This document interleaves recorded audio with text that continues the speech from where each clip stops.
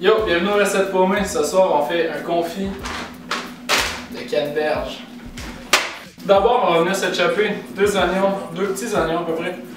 On va se les chopper, là. Faut que ça soit vraiment très fin. Fait qu'on va se les chopper finement. Bon, un coup de notre beurre commence à mousser comme ça. C'est là qu'on va venir déposer nos oignons.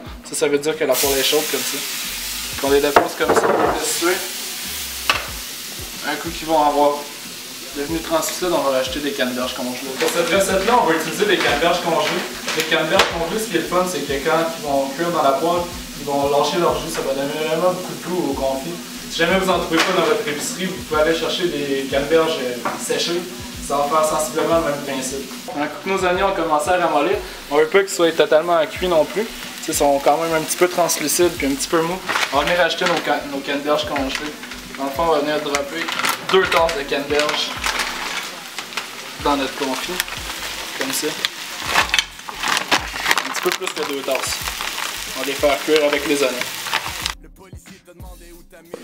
Un coup que les canneberges ont commencé à cuire, ils ont déglacé, ils ont commencé à ramollir, on va prendre un pile patate standard, puis on va les effoirer pour faire sortir le jus. Ça va. Ensuite de ça, on va venir déglacer avec du vinaigre balsamique. On en met comme 1-2 cuillères à sucre, pas plus. Là. Juste un petit coup vinaigré comme ça.